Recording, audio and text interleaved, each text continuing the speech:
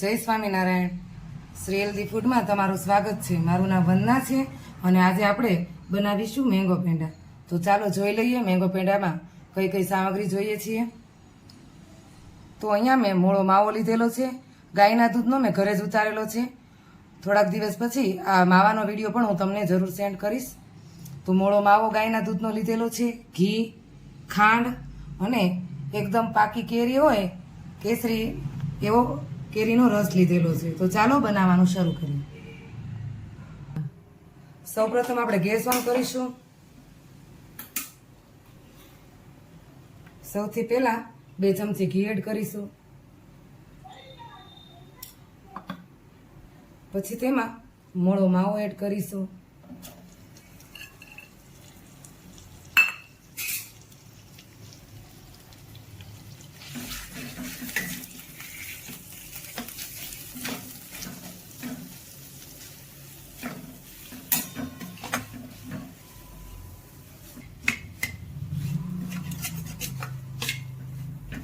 માવો આપણે ઘરે ઉતારેલો છે એટલે બહુ એને શેકવાની જરૂર નથી. હવે આપણે આમાં કેરીનો રસ એડ કરીશું.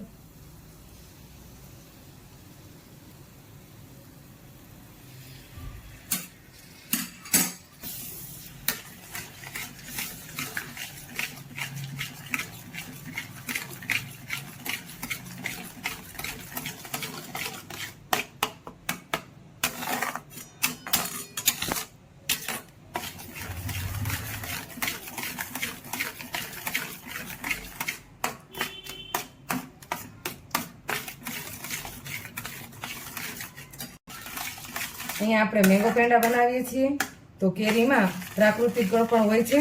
તો આપણે ખાંડ આમાં જોઈતા પૂરતી જ ઉમેરશું.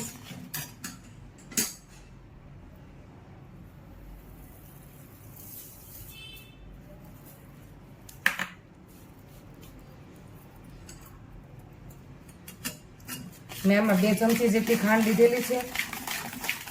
તમે જે પ્રમાણે ગળ્યું ખાતા હો તે પ્રમાણે ખાંડ ઉમેરી શકો છો.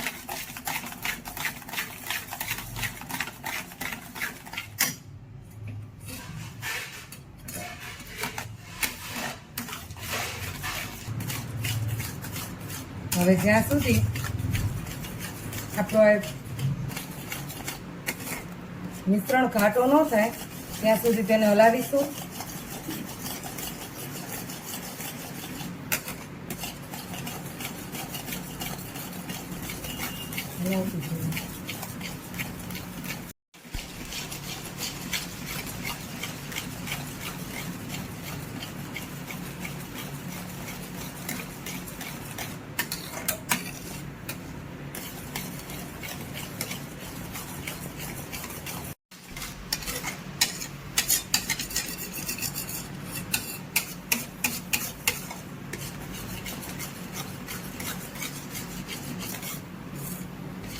અને જોઈ શકો છો આપણું મિશ્રણ ઘટ થઈ રહ્યું છે.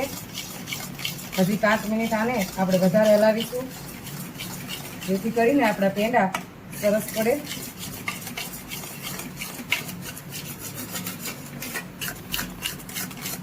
હવે આપણું મિશ્રણ ઘાટું થઈ ગયું છે તો તેને આપણે નીચે ઉતારી અને ઠરવા દઈશું.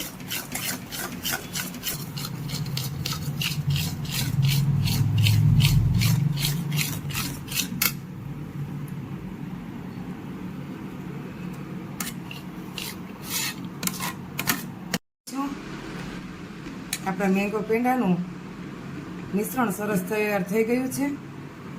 હવે આપણે આને થોડી વાર ઠરવા દઈએ અને પછી વાળી લઈશું.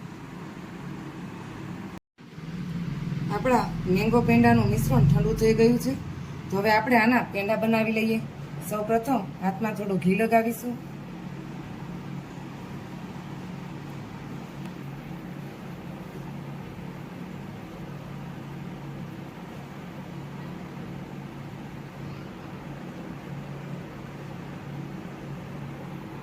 તો તમે જોઈ શકો છો મેંગો પેંડાનો સરસ કલર આવી ગયો. હવે આપણે આવી જ રીતે બીજા પેંડા પણ બનાવી લઈશું.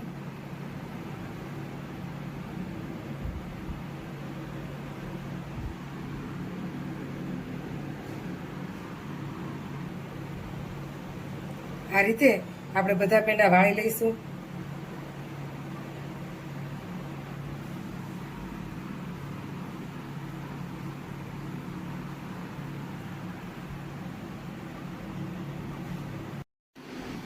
તો હવે આપણા મેંગો પેંડા બનીને તૈયાર થઈ ગયા છે. તો ચાલો ભગવાનને થાળ ધરાવી દઈએ.